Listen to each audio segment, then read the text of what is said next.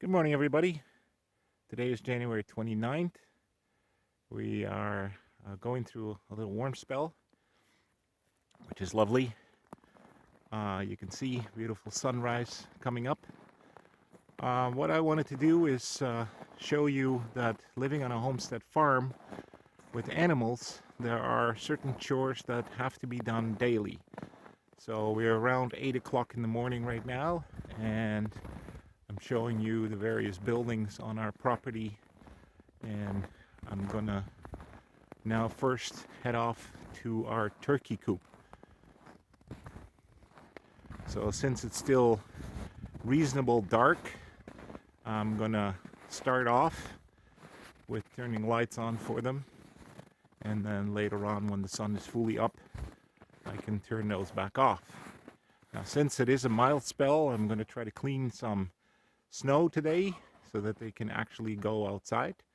You can hear Tom already making his noise because he knows that I'm on my way.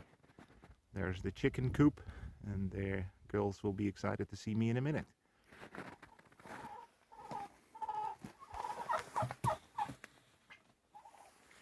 And there the light goes on. You can see Tom is sitting on the top shelf. You can see the girls sitting in the floor, anxiously waiting.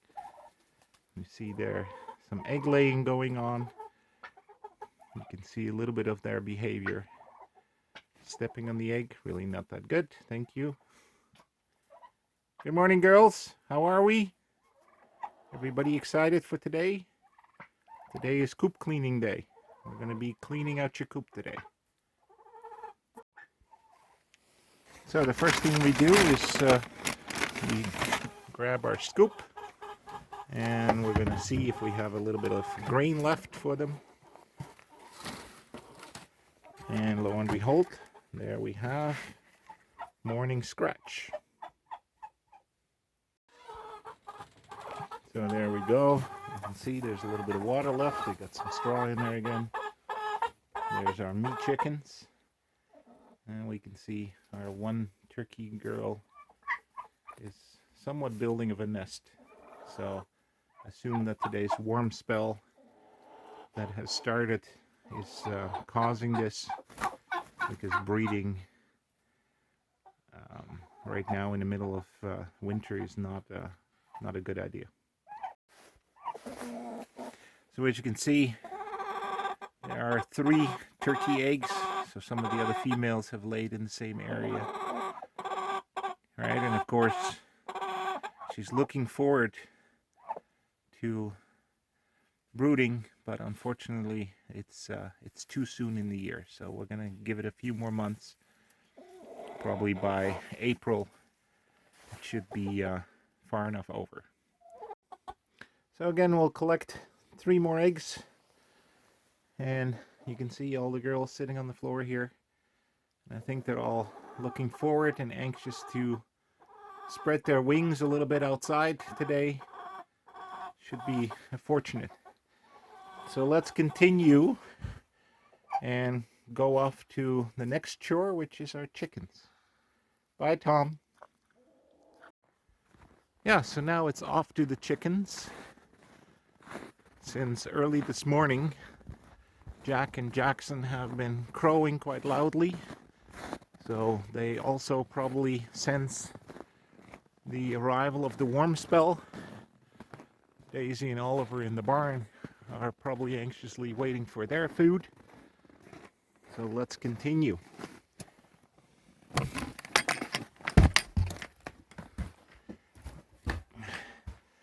So there we go. As you can see, there's a pail of warm water. My son every morning delivers pails of water to in the barn to the cows, as well as here for the chickens. So he leaves the water here for me so that I can fill up the containers inside. So of course our chickens also receive some scratch for them to pick at. So we're gonna unloosen the door here. A little snug with the changing weather conditions. So there we go. Let's flick on the light for them, and there we go. Good morning, girls. Are we excited for some scratch? Look at you all. Okay. There we go. Now, since we winterized the coop, I had to close their exit. Morning, Jack. You see you have a little blood in your neck. Were you fighting again?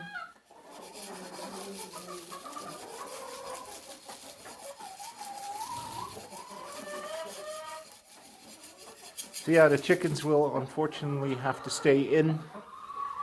It is too difficult to undo the winterized door where we have plastic and insulation and a plank closing the other side of the door. So we're going to leave that because by the end of the week temperatures are back down to the minus territory, where next week we're looking at temperatures at minus 12 during the day and about minus 18 at night. So after they receive their scratch and they're working at finding all the little grains in corn, I am now going to fill the water so that they're ready for the day.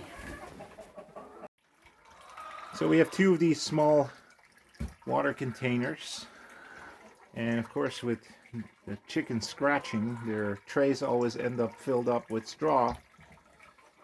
So what I do is I have to clean those out with fresh water, and then of course I fill the pail with water, and then I close them up and put them back in the coop.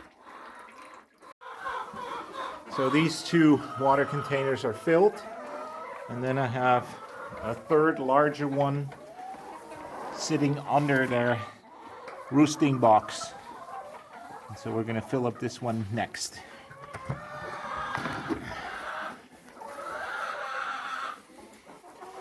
And where do you think you're going, young lady? Can you go back in? Thank you.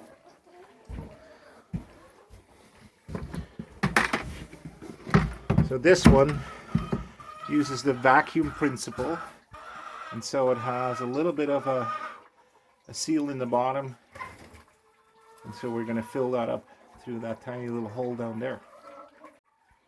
So we remove the plug, and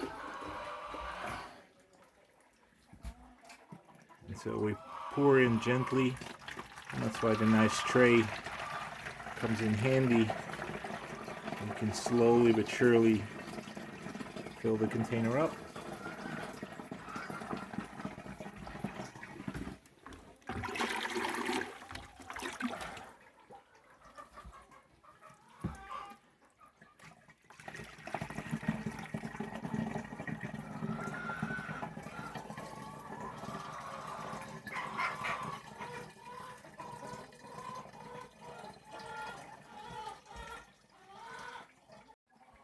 So now that it's filled up, we put the plug back on, and now we can bring it back in the coop.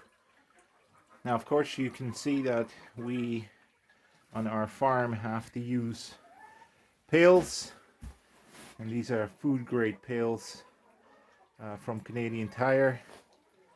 We use these for dry food, for grains, as well as water.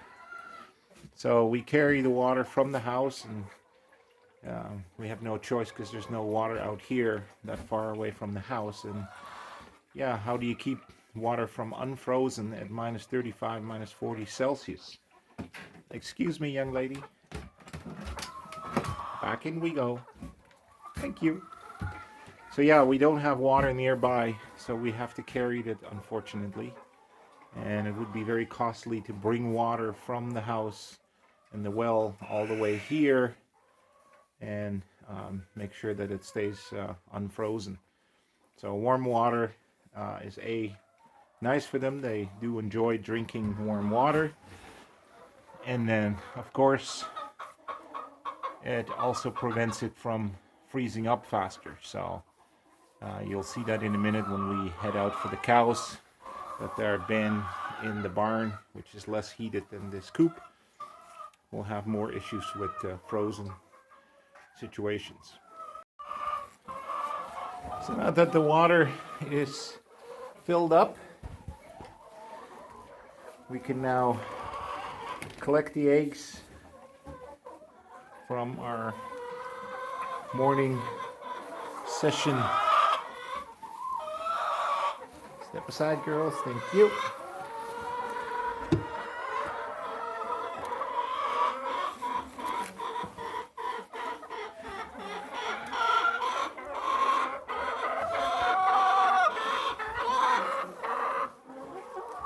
Ladies are quite excited this morning, making a lot of noise, and of course always curious on what's going on and what they can find and see.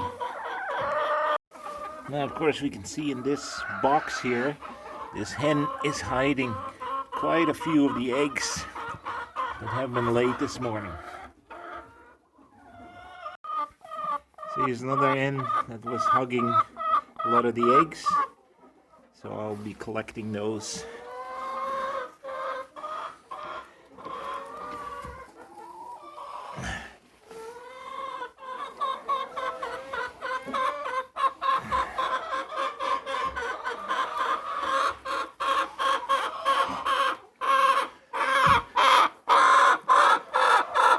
So I collect the eggs and I count them every morning and afternoon when I receive them, so I can keep a daily tally log to see how many eggs we received each day.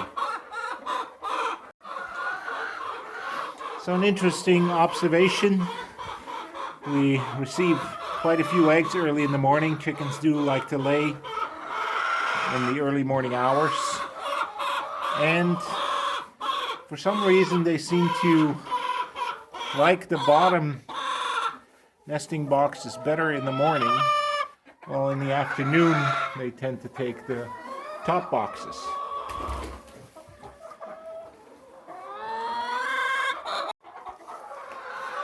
So later this morning I'm going to open some windows. I'm going to let in some fresh air so that at least I have that. Alright, we can see the roosting bars. A lot of them are still sitting on top for cleaning purposes.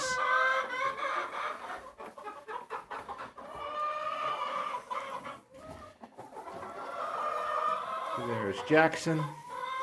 And there's Jack. Alright, girls, thank you for all the eggs. And we'll see you later this morning. Behave yourselves. See you later. So, now we are off to the barn to see Oliver and Daisy and get them their morning hay and oats. So another beautiful morning. The sunrise is just around the corner. It's going to be extremely mild today. Temperatures may reach as high as +4, when normal typical temperatures would be -12, 15 during the day and about -25 at night. So this is a beautiful, beautiful day.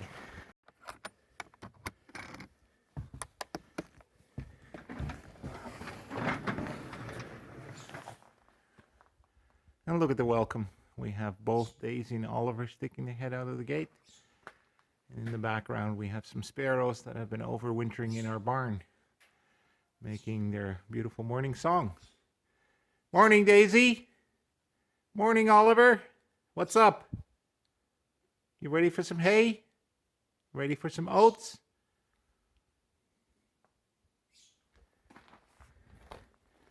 So, we'll just bring the pail inside here. Now, typically in the morning what I do is I also put on some radio so they can listen to some songs while we're busy here in the barn cleaning up a little. Hi, Daisy. How are you, girl? Hi, Oliver. Hey? Oh, you still want to lick the camera, don't you? You still want to lick the camera. I know. Hey? Yeah.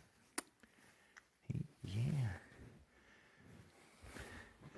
So lately what they've been doing is my straw bale barrier that you could see over here. They like to knock off the top row. So I don't know if they're doing that just to spite me. so that I have to rebuild it every morning. Now over here you can see, since the bales are gone, we have an old water tank, well, originally either used for either food grade items or even chemicals. Like in the oil and mining industry, they use these containers for grease and mineral oils. But you can rebuild these by cutting out the corners and then folding the centers together and mounting them to a metal bar, and that becomes a hay feeder. So the plastic tank, you only use the top part as a lid that you connect with some hinges, and then you have the bottom part there as a tray. So as long as any chemicals that were in there are washed out very carefully with good amounts of hot water and soap, they should be safe to use. Still licking, I know you're licking, I know, I'm coming. I'll hurry it up. But anyway, so you fill these with hay, and they are very successful in pulling that hay out, and whatever falls in the tray. Hey, and that's of course still to eat. Now for some reason, from our hay bales, the tiny little leaves and flowers and all that stuff becomes like a dust that lays in the bottom. My cows love it, so when I need to clean out the pen and I want to get them distracted, I can just take that fine powdery material on my shovel and put it in the bottom tray, and they'll be lovely spending lots of time licking that while I can clean out their pen area. And you can see, right, they have a pretty decent space here in which they can jump around, move around, right, and at the same time, of course, relieve themselves when they're in need. So again, like I mentioned in the chicken coop already, we have water. This is a water bin. And of course now, because of the warm water, it's been ice-free for the last couple of days. But earlier on, of course, there was a big clunk of ice in there. And so by putting warm water in there, some of that melts, cools off the heat from the water, and then they can manage. So again, I'll get to work, and I'll try to show you a little bit of what we do.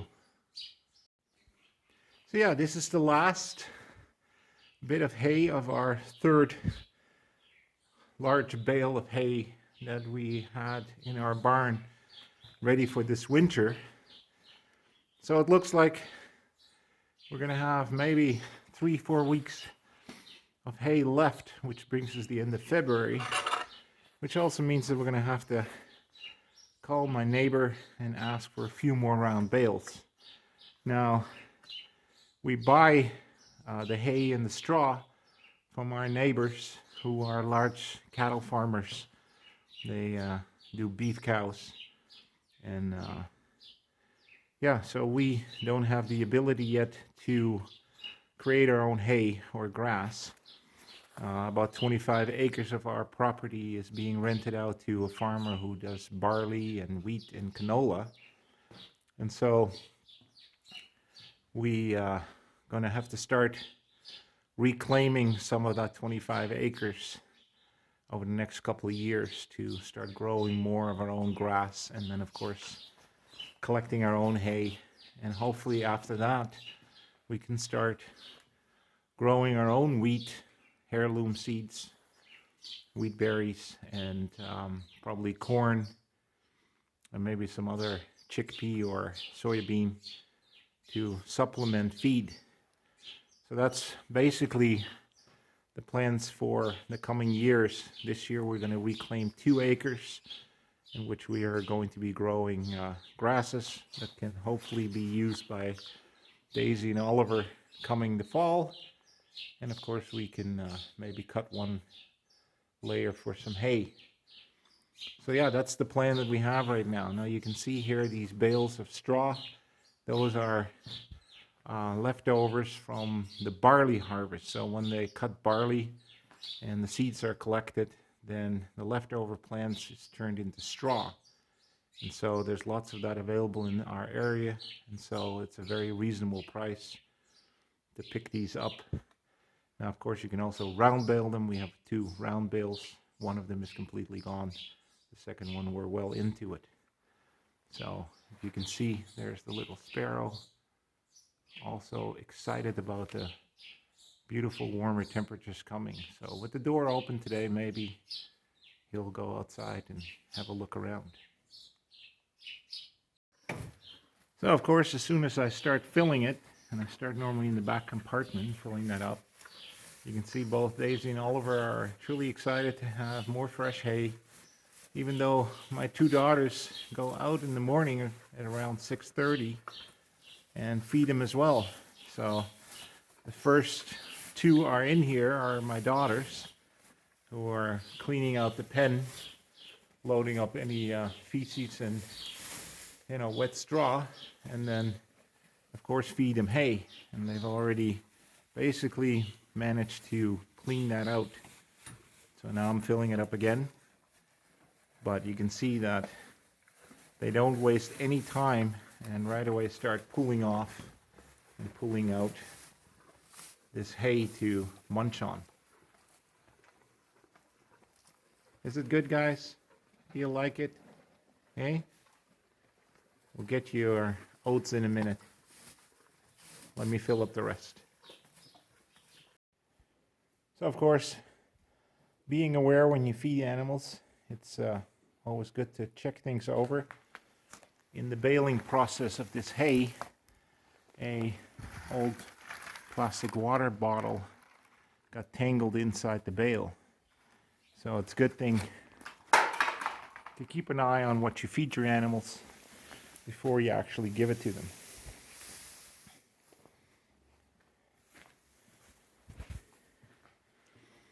So you can see the pile that I just had has already been diminished by half. So the feeder is now full, and those two are already emptying out a lot of that. And you can see now the sun is trying to get above the horizon and start warming up buildings and surrounding areas.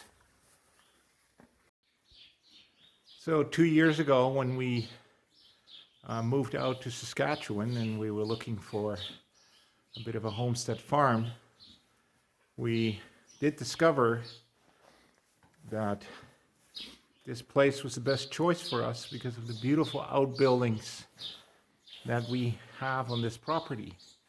There's like 9 outbuildings, and we know that 4 of them are like old granaries.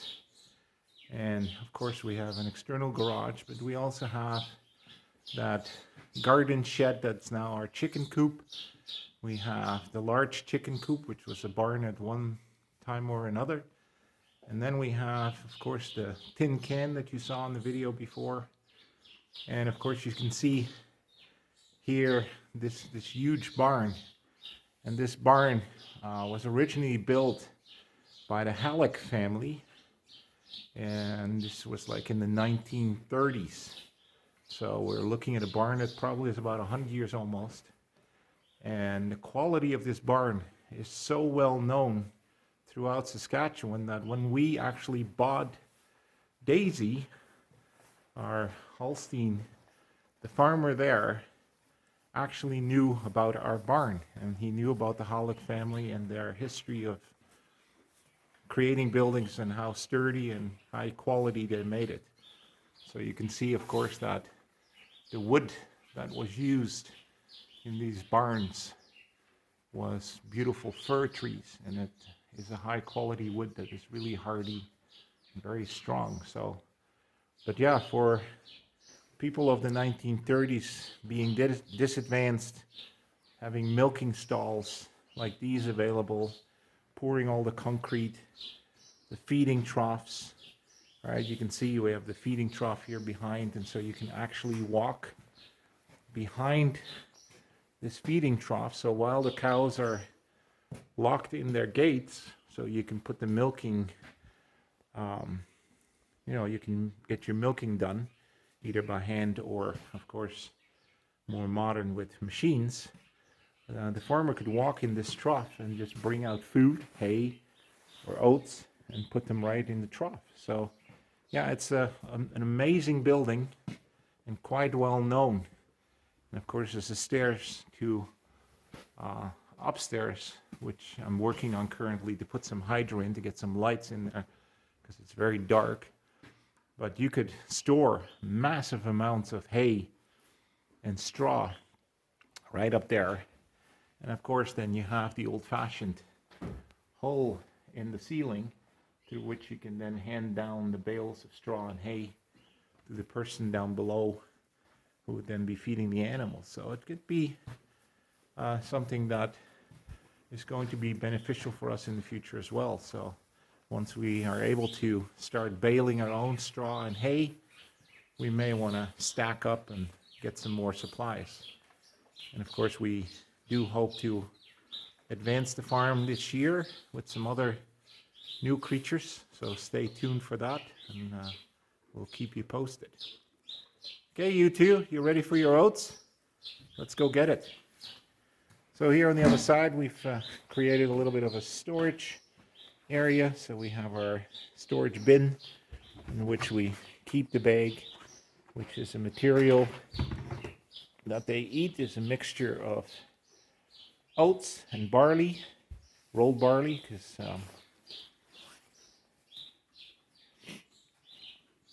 anyway, so the feed that we have is laced with molasses, and I feed them this in the winter especially because at really cold temperatures they need to produce a lot of body heat, and of course that requires that these animals have enough food and energy available. So I'm supplementing their hay with these oats and grains and corn just to ensure that they can stay warm in the winter. So as I soon fill these bowls, and you can see each one gets about 2 pounds, and they get one feeding of this in the morning and then another 2 pounds in the evening so that they're well fed before the nighttime. But as soon as I start filling them, their hay has lost interest and they start looking at what I'm doing. So you can see Daisy's already anxiously waiting for her bin to come her way.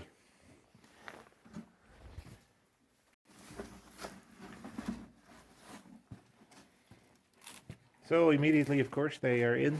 Daisy's a bit of a finicky eater.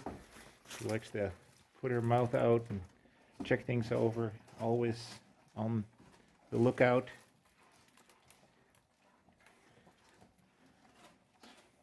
Oliver's a very steady eater, a very fast eater. He just uses his tongue and licks it up and chews it up and gobbles it down in no time. So you'll see that Oliver is always done before Daisy, and then Oliver can run back to the hay and continue. So he has an advantage on the hay supply by beating Daisy and eating the oats.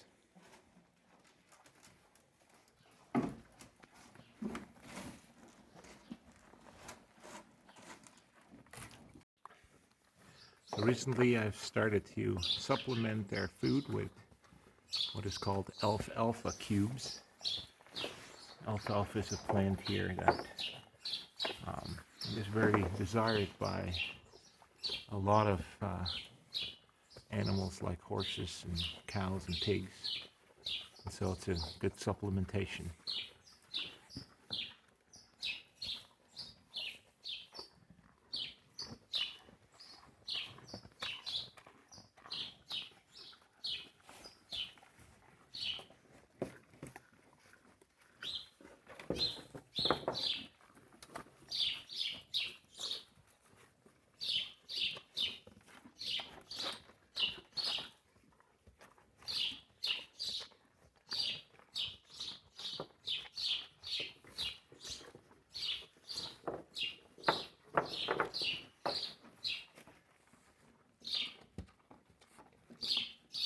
The exciting life on the homestead farm where birds are singing in the barn. Couldn't be any better.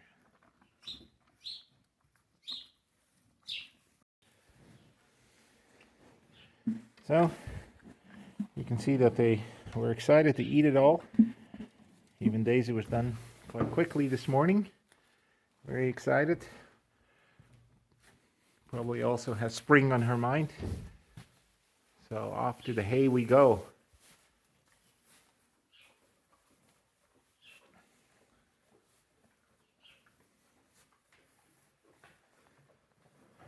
So yeah, that are basically the daily chores that we do in the morning. We start at 8 o'clock.